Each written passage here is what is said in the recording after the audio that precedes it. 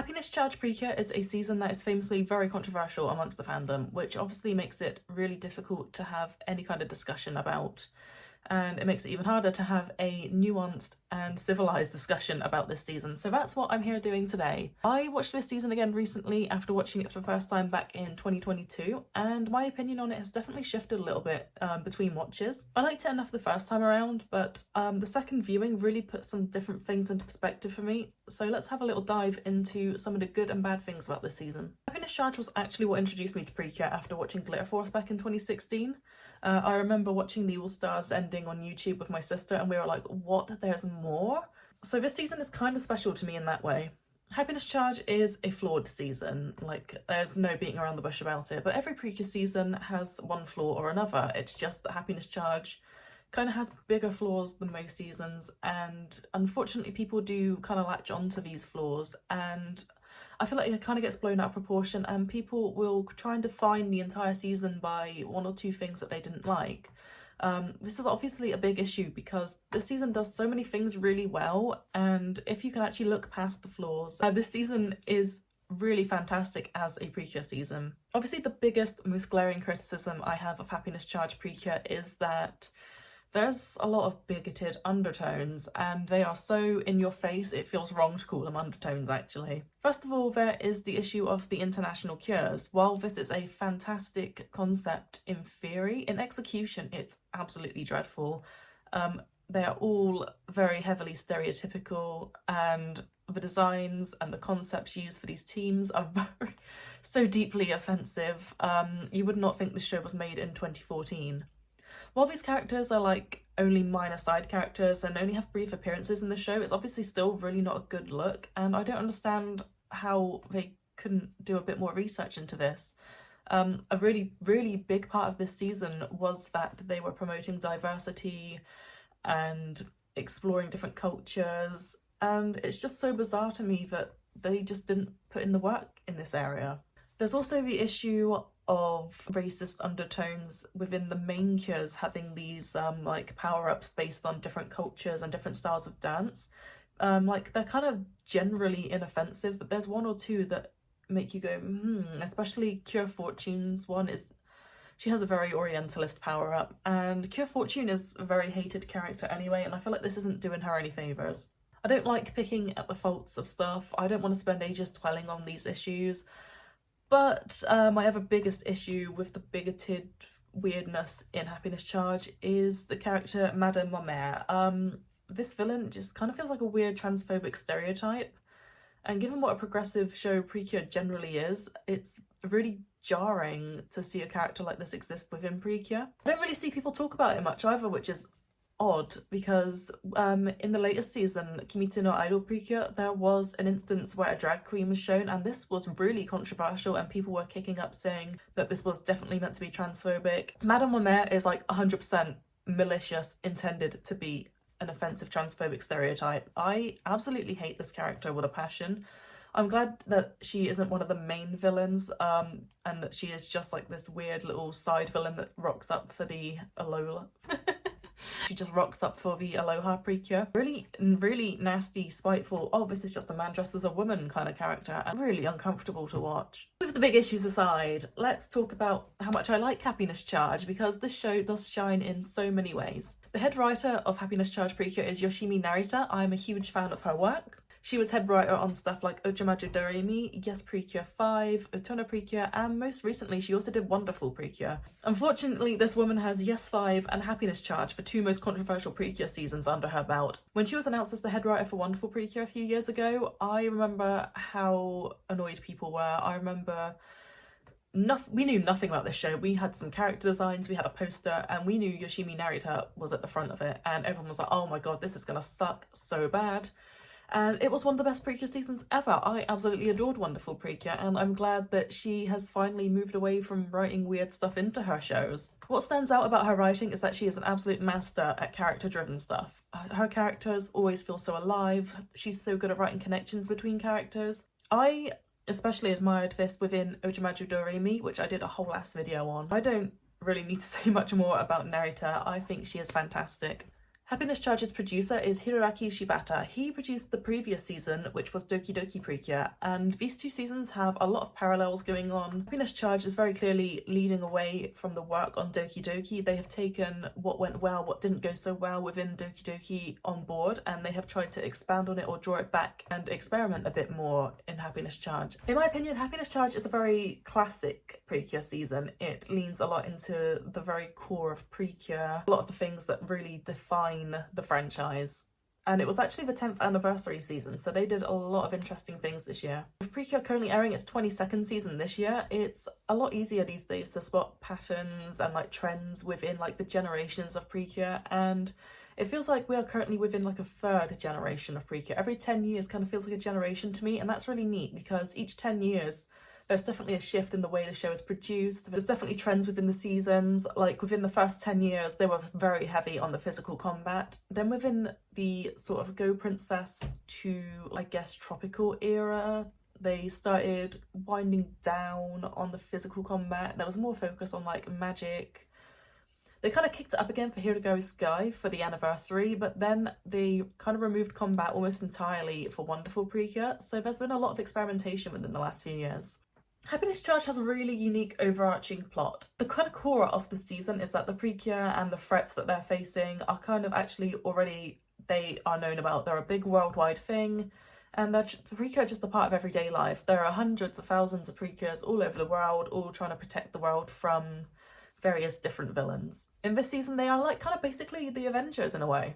And I would say this is probably the biggest selling point of Happiness Charge. The villains of this season are the Phantom Empire, and they're the ones responsible for locking away all the citizens of the Blue Sky Kingdom, and their sights are set on Earth next. They're led by Queen Mirage, who is a diva. I love this girl. And this is kind of where the big global Precure army comes in, because they are sending threats out all over the world, and the Precure are everywhere, ready to stop them. I think this is a really fun and unique spin on the idea of like the Precure concept, and it gives Happiness Charge a lot of storytelling opportunities that other seasons don't have. This is definitely like the most unique Precure season, like by this fact alone. This whole kind of like worldwide Precure thing is so unique and so fun and interesting. It's a real shame that it's kind of more like a backbone for the world building of the season than it is an actual plot device, because there's only a handful of episodes where they really implement the things like the international cures and the travelling around the world to different countries. And I feel like it's kind of like a waste of the potential of this idea, because they could have gone so much harder on like the multicultural themes. Maybe the international cures wouldn't have been as offensive. Maybe they would have done better research if they had taken this path rather than having them based in the main city for most of the show. While I have an issue with this, I kind of understand why they're in their hometown so much, because the idea is that they are protecting the place they love, and their connection to their home is helping them grow as characters and learn more about themselves. On the topic of other worlds in Precure, we kind of learn varying degrees of knowledge about these alternate worlds within the different seasons, and in Happiness Charge it feels like we don't really learn a lot about the Blue Sky Kingdom, which is a shame because it has a lot of potential in my opinion. There's a couple of episodes where the Cures do visit the kingdom and they have a look around and stuff, but we don't really touch on it that much outside of these episodes. It would have been nice to do a few more episodes looking into Hime's life there, diving a bit more into her backstory and seeing how she became a Precure in the first place, and exploring her connection to her home. We also don't really get to find out what happens to the Blue Sky Kingdom after the events of the season. When peace is restored, everyone is free, because from what I remember from the final episode, Hime chooses to stay on Earth with her friends and she doesn't go back to the kingdom that she has been fighting to save, which is a choice. Like overall, the Blue Sky Kingdom just kind of felt like it was forgotten about in the grand scheme of things, because there was just so much going on in Happiness Charge that it just became kind of shelved. It's actually really unusual for a Precure season to end on a note where the token Precure from another world doesn't go back to her own world. It's really interesting that this didn't happen with Hime, and that we kind of never really got closure on what actually became of the Blue Sky Kingdom or her story from this point onwards. Really the only kind of closure we get is like there's a still frame at one point where we see Hime reunite with her parents, but even then it doesn't tell us anything because she has stayed on Earth. The season ends on a scene that kind of mirrors the very first episode. They return to the spot where Hime and Gimme first meet, and everyone's here this time, the whole team and Seiji, and they're kind of reminiscing on the events of the season. They've all got a love crystal each, and they're talking about going out and throwing their love crystals to make new friends. This is how Precures are born, by the way, so they're implying that they're going to go out and just whoa, Precure be upon ye to some random girls.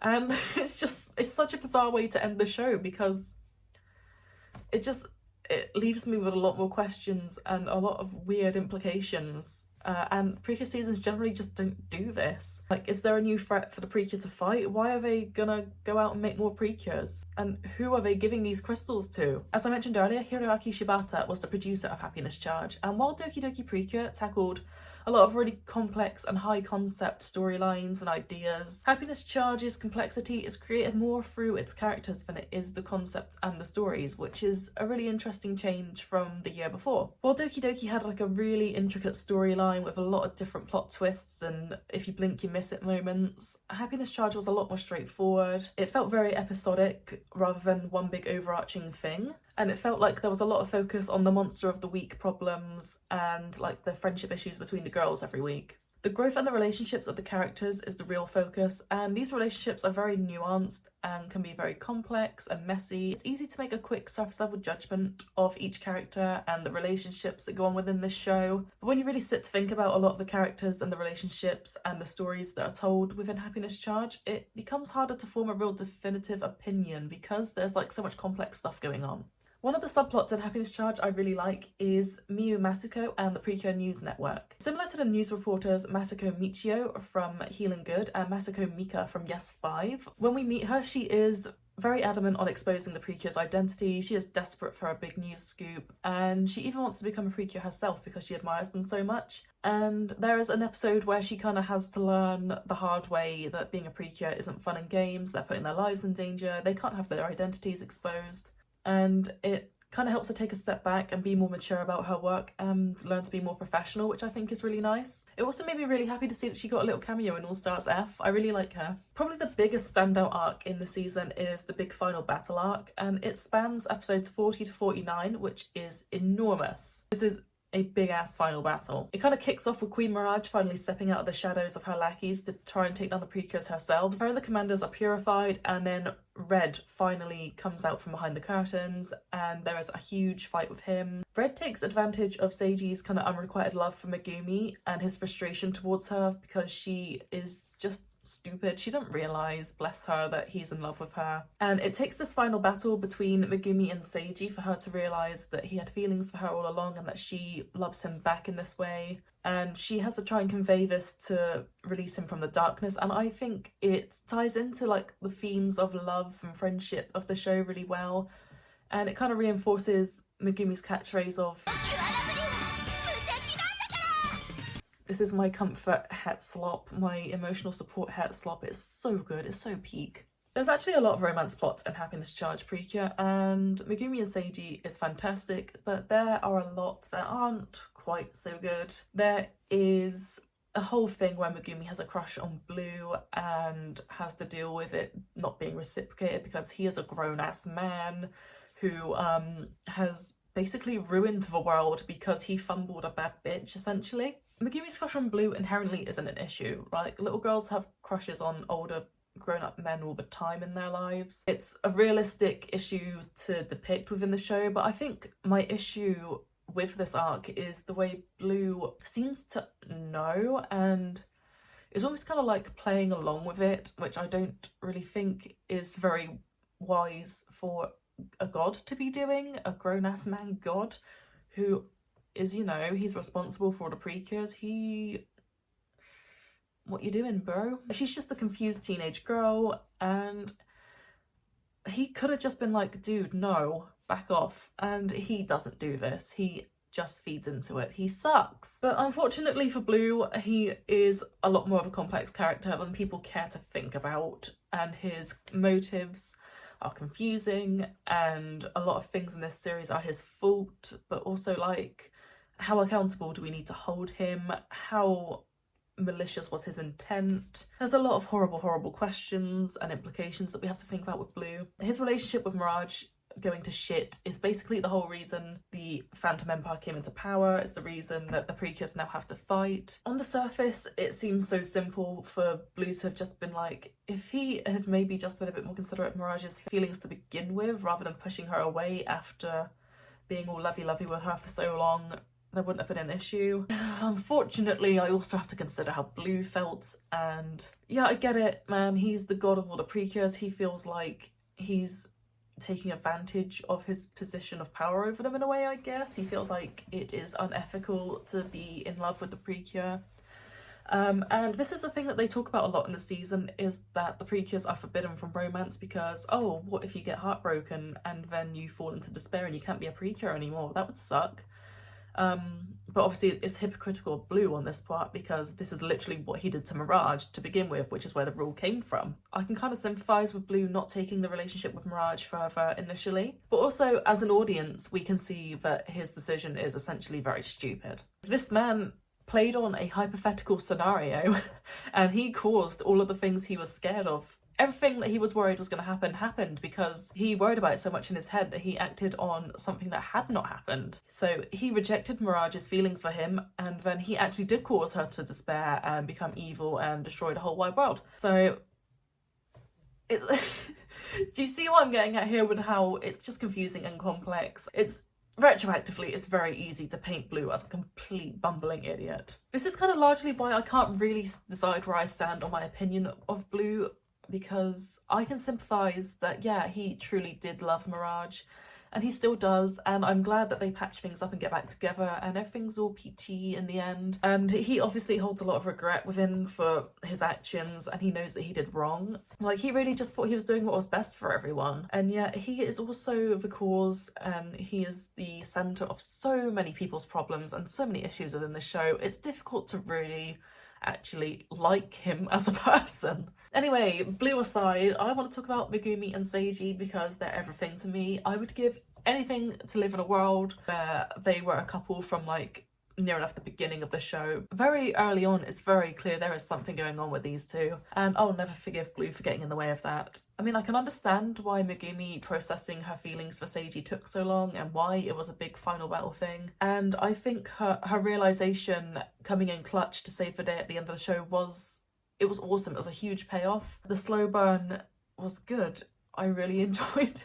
It kind of balances out the, oh my god, I want them to be together so bad. I don't think I could ever get bored of rewatching their relationship kind of slowly play out and come to light, but in short, I respect the writers' decisions to try and create some relationship drama and some romantic subplots because this isn't something Precure dives into very often. But I think generally overall, a lot of them were kind of a waste of time and didn't pay off. Like, whatever went on with Iona and that boy she was dating, I can't remember if they even stayed together in the end. I think Narita learned a lot from writing this season, and when she came back to write Wonderful Precure, she absolutely blew it out of the park with the romance subplot. Like, she gave us the greatest love story in all of fiction.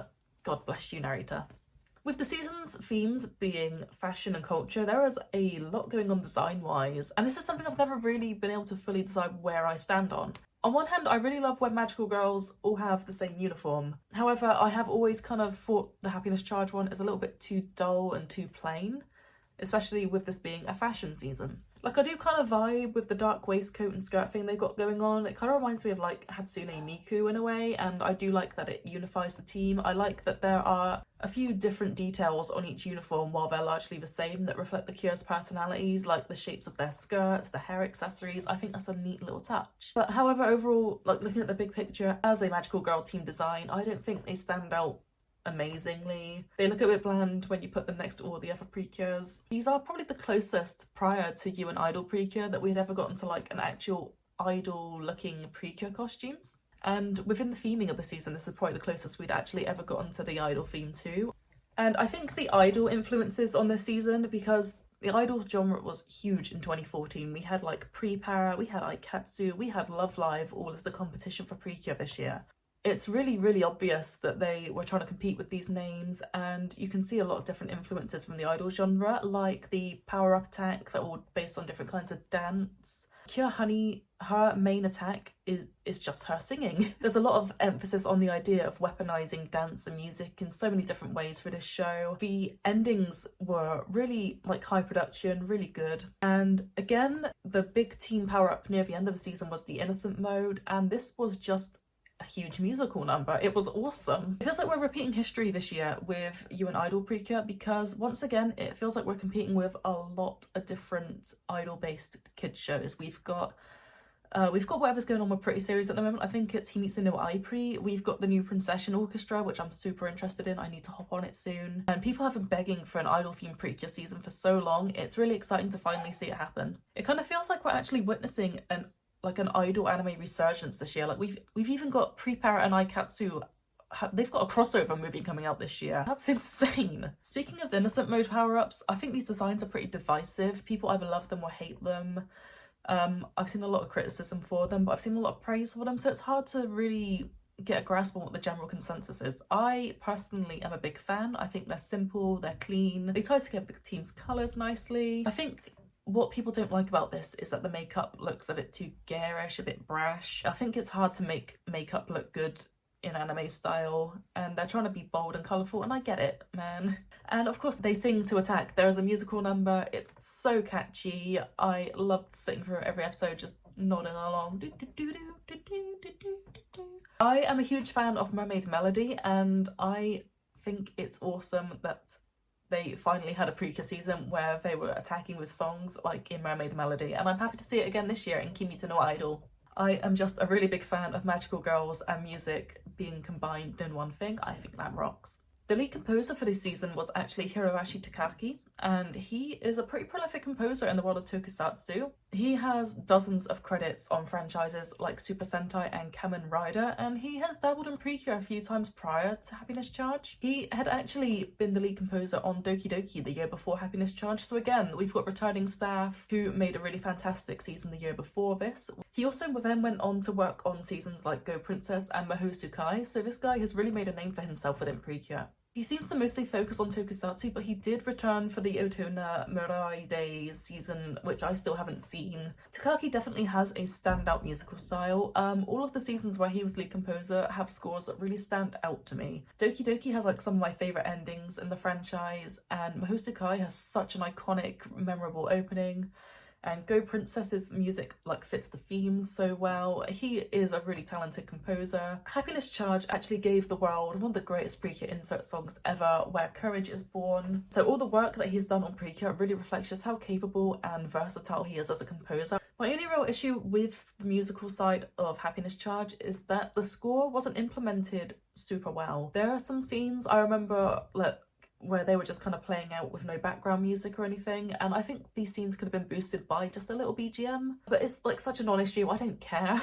It would be wrong to discuss the production and the behind the scenes and designs of Precure without having a little look at the merchandise and the toys for this year, and I think this is something Precure consistently does really, really well. I was actually in Japan during the run of Happiness Charge, and it was Precure's 10th anniversary this year. However, I did not know what a Precure was. I had never heard of it before. It just hadn't broken out into the West at this point. But I remember looking around a Japanese Toys R Us for some souvenirs and stuff, and there was like aisles and aisles of Precure, and there was like the big cutouts of Precure characters and all the Precure displays, and there was so much, and I was like, I have no idea what this is, but this is obviously massive. And I just remember being really impressed that something I'd never heard of before was obviously so massive over there. But I didn't really think further on it than that at the time, unfortunately. Precure was so niche at this point, and if it weren't for Glitter Force in 2016, I really don't know how the success of the series would have gone overseas. Despite Happiness Charge being the 10th anniversary season, the merchandise didn't really feel any more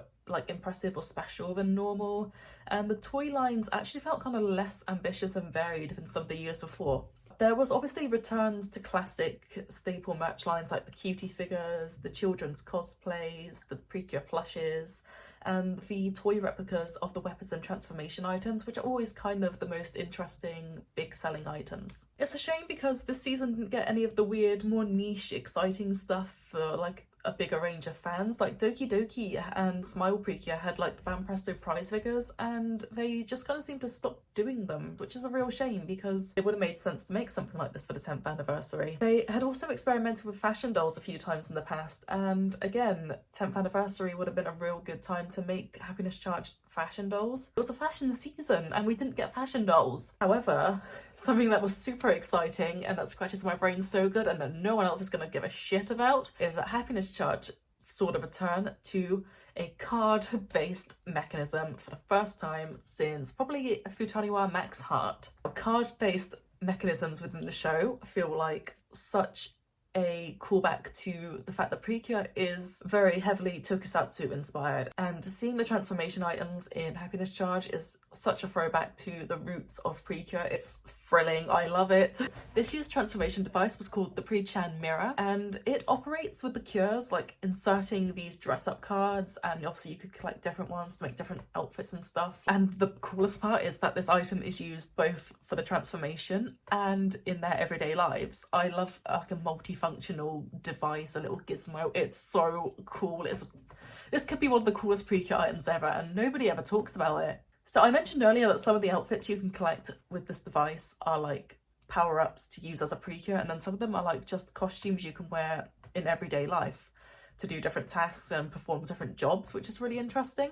These dress-up cards are the in-universe sort of like collectible item of the season, so to speak. Like in Yes 5 there was the Pinkies, in Smile Precure there was the Cure decors, and I think what's really clever about the Pre-Chan Mirror is that it kind of brings in a nice balance between superhero action and like girly dress-up princess fashion fun, and that is what this season is all about. In Happiness Charge, it is said that if you collect an entire binder of these cool little dress-up cards, it will grant you any wish that you desire, and this is kind of like a big part of the overarching plot. They are trying to collect these cards initially because Megumi's wish is to make her sick mum better, and this is kind of like a big part of her character, a big part of her motivation to act as a Precure for a while. But then ultimately they end up using their first wish to help Iona out when she needs it. When the season ends, the girls are in a position to make another wish, and they choose not to use it because they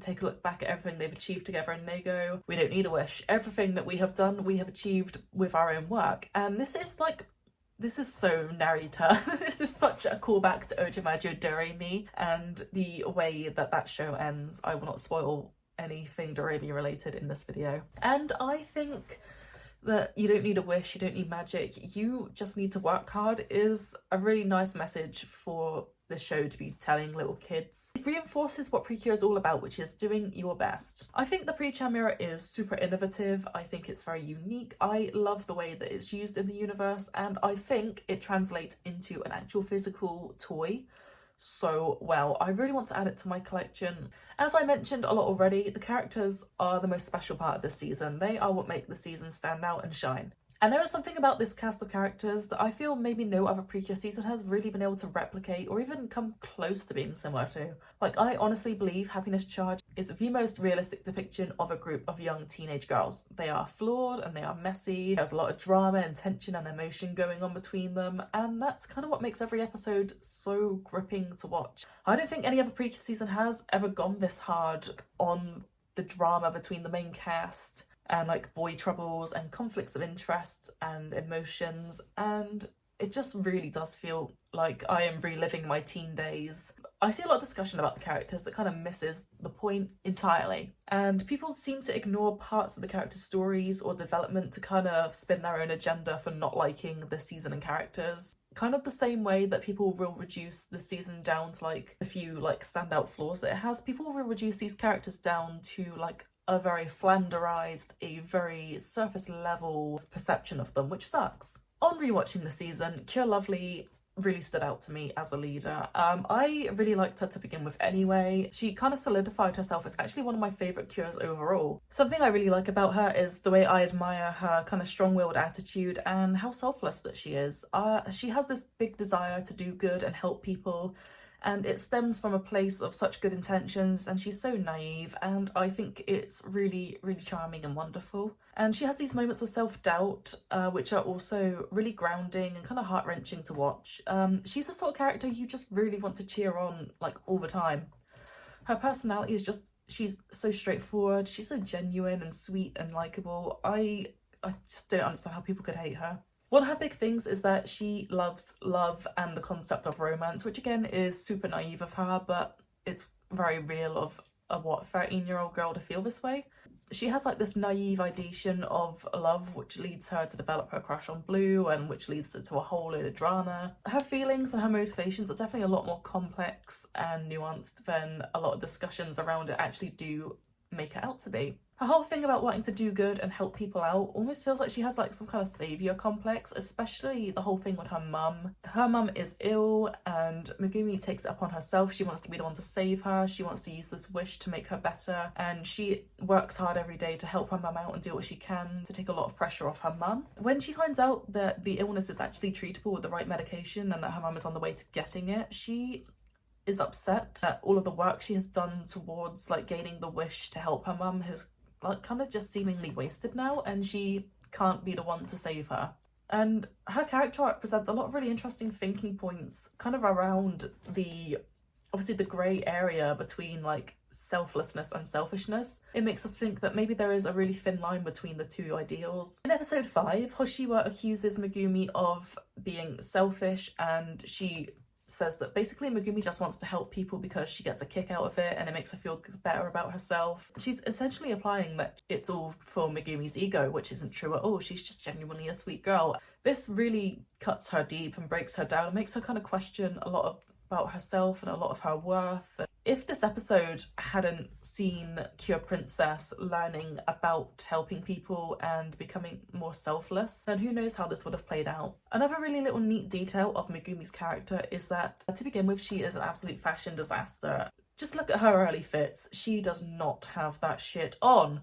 And as her friendship with Hime deepens as the show progresses, she becomes more trendy, more fashionable. She also becomes more confident to go alongside this, and maybe this is what the kids call cornplating, but I think this is a really cute little detail. Let's talk about Hime, Cure Princess, because she fascinates me, and she is a character that I root for so deeply, and on the surface, a lot of people seem to mistake her for like just another Cure Marine, like 2.0. This is just because she can be perceived as loud and silly at times. She is kind of the big comic relief of this season, and this undermines a lot of her actual character arc and development because it's very dismissive of who she is as a person. While, yeah, there are a few similarities between Hime and Erika, they kind of end really with being silly comic relief girls and being blue. When we first meet Hime, she is a coward. She's running away from her duty as a precure because she is too scared and she doesn't have the confidence to stand up and fight.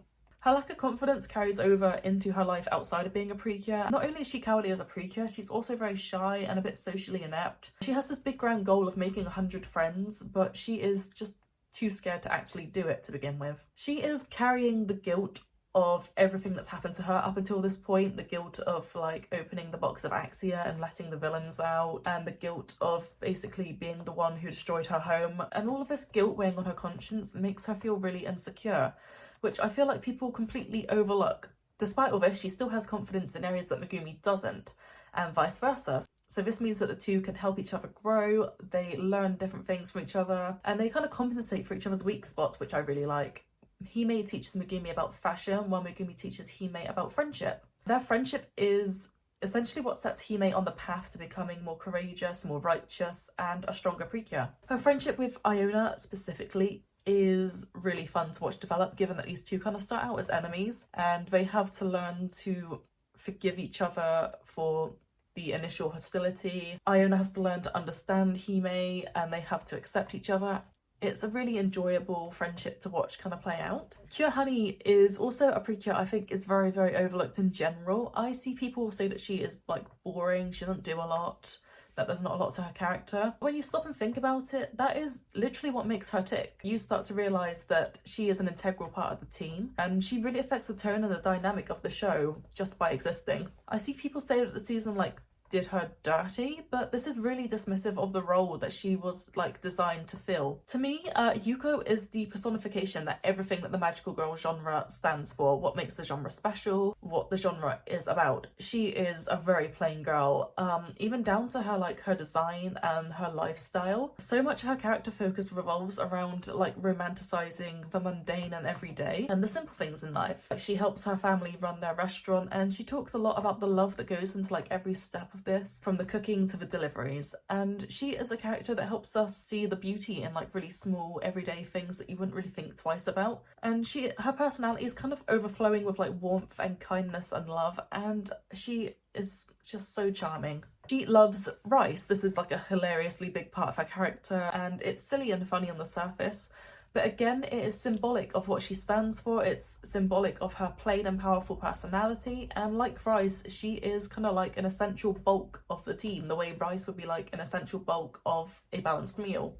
There is an episode where Phantom gets injured and she nurses him back to health. This is a really interesting look into her character because it is established during the show that she is kind of more of a pacifist. She would rather just not fight if she is in the position to do so. She is helping out this injured villain because he reminds her of like the sick injured puppy that she helped when she was a kid. I think it's very naive, it's very simple of her to do something like help someone who is like actively trying to kill them. But I think this is kind of a testament to her pacifist character and just what a kind girl she is. My only real issue with Yuko as a character is that the mediator role that she kind of plays within the team often kind of turns into a vessel of exposition. There are a lot of instances where her dialogue, where she is trying to like mediate a situation, just turns into her kind of spelling out for the audience what certain characters are feeling or thinking. Like when she is confronting Hime about Seiji's feelings for Megumi, she is like very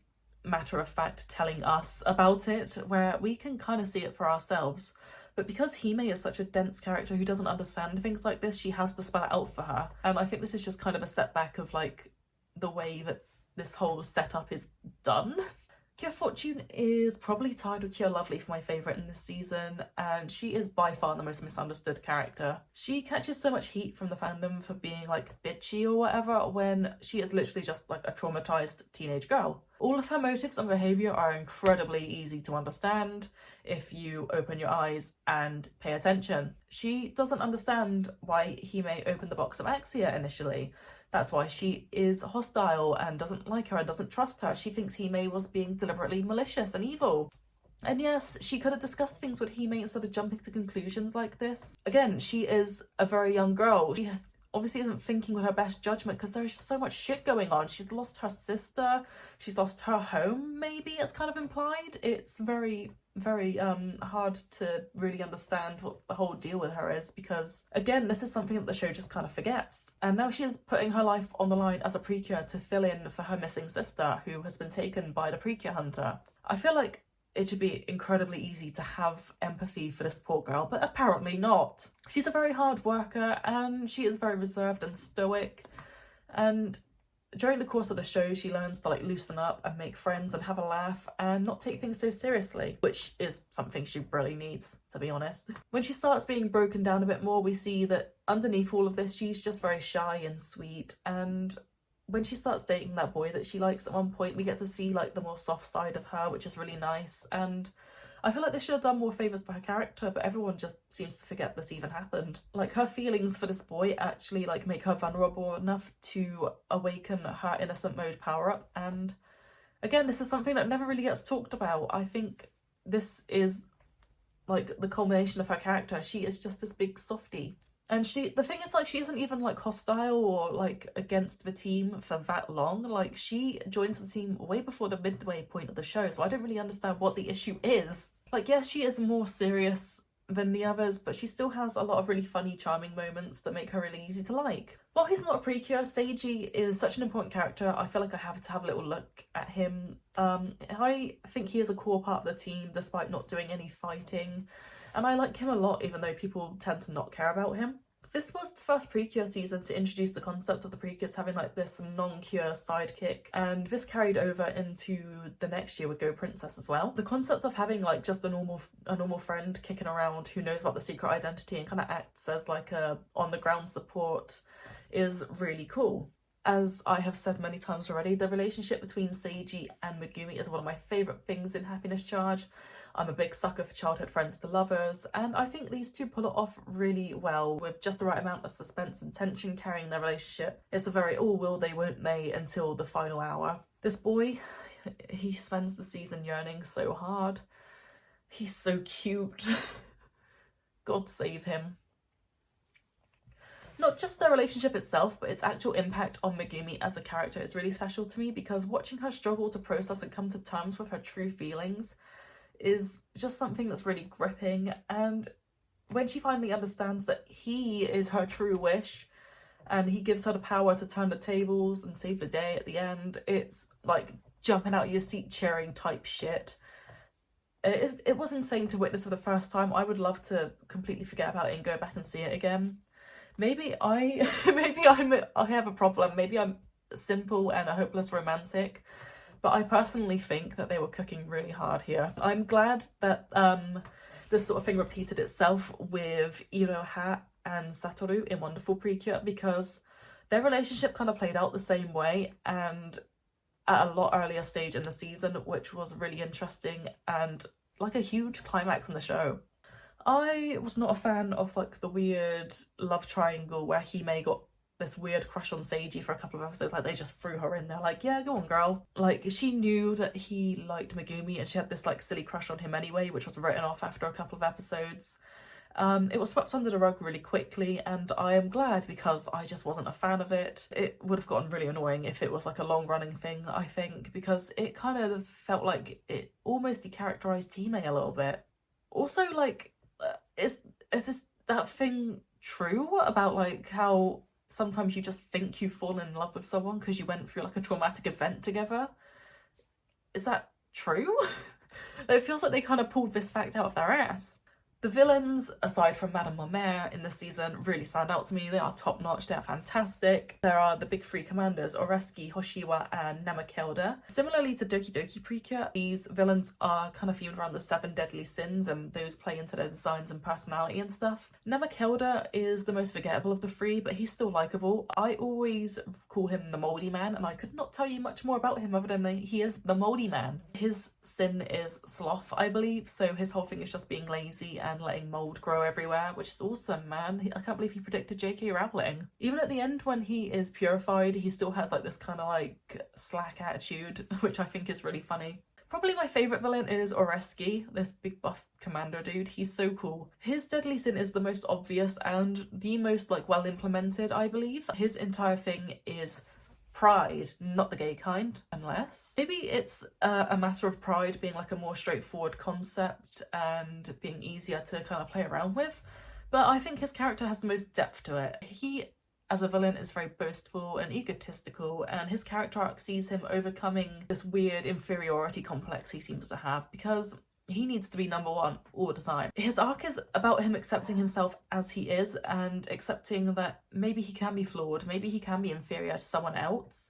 Making him go through all this kind of makes his happy ending feel the most satisfying and heartwarming to watch play out, because he has such a happy little life on Earth at the end. Hoshiwa is super cute. I really like her. Her design is really good. I love her whole sweets theme that she's got going on. She is kind of like world is mine coded. I think she is really neat. Her deadly sin is gluttony, and again there isn't a great deal to say about her as a character, and I feel like they could have done a bit more with her, but again I like her happy ending when she's purified. She becomes a super sweet preschool teacher and she gets this huge drastic change in her life, and it's so nice. Phantom is a really interesting villain because he's just so unique. Like, he is a Precure hunter, and it's a horrifying concept, like, the more you think about it, because there's so many weird implications. Like, he will just defeat Precures and then send them to this graveyard, like in some weird alternate dimension that we don't really get told anything about. They're just left there. And obviously with the Precures being like public knowledge, there is like the implication that, oh my god, all these girls are going missing. So there's like, yeah, a lot of horrifying implications in universe for this. Aside from like Iona's whole thing with her missing sister, like they just don't really play into this like insane concept they've cooked up with him. Phantom can also shapeshift from what I remember. Like, he becomes like this evil version of Cure Lovely at one point, which is crazy. And obviously there's the plot twist that he brainwashed Cure Fortune's sister, Tender, and this was like the big mid-season cliffhanger, and it was a very monumental part of Iona's development. I really enjoyed this arc. There is a lot of interesting villain stuff going on. Queen Mirage is really fun and feels a lot more involved than the big boss like generally does in a standard Precure season, and maybe it's because she was a bait and switch for Red, but I think her history with Blue sets her up as a more threatening and tragic character as a big boss than like the big shadowy figures we've seen in previous seasons. And obviously she has like a much more human, a much more relatable motivation behind her actions than like the kind of standard Precure villain, I'm just power hungry, I want to destroy the world. We don't get to see a lot of her after she's purified, which is a shame. But obviously with it being so close to the end of the season, I can't really complain about it because there is so much to pack into this final arc. The whole like sort of thing she goes through, I guess, makes Blue see that actually, yeah, love is worth the risk, and that him hurting her was kind of worse than anything that could have happened between them in the end. I wish there was a bit more to say about Red as a character, but he just kind of steps into things so late into the season, it's really hard to really say anything other than, oh look, he's the big boss. I think the plot twist that he's Blue's brother is fine. It was a bit obvious because of the whole Red and Blue thing, and they obviously very obviously mirror each other. With Happiness Charge celebrating Precure's 10th anniversary, most episodes began with a thank you message from the previous cures from the previous seasons, and this is something I absolutely love. And I was really disappointed that Hirugari Sky didn't go as hard as Happiness Charge with its messages. While Hirugari did do messages from previous cures, it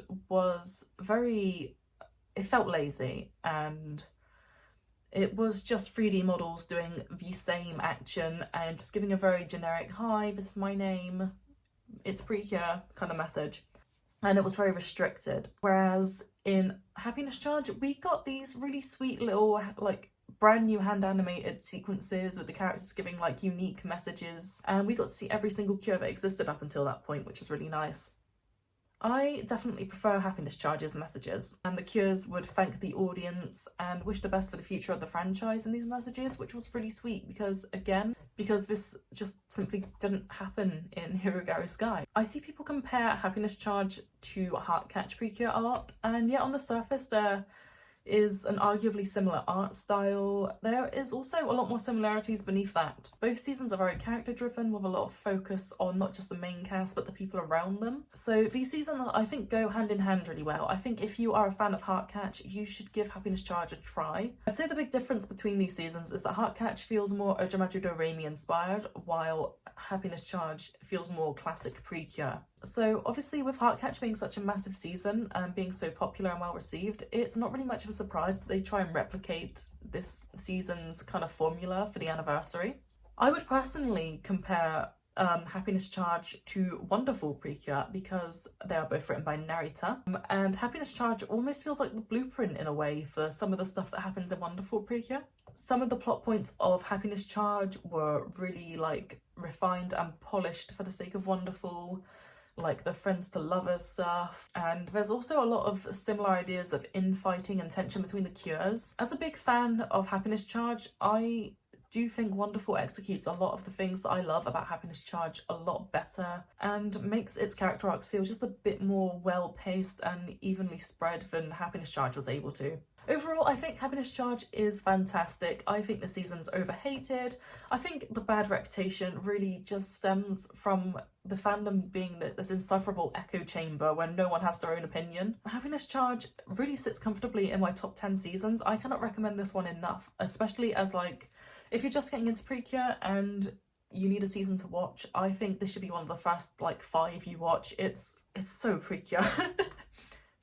It's just as fun to watch the second time as the first, and a second viewing really did change so many things in my perspective on the season. I love it so much. I think everybody should watch Happiness Charge at least once.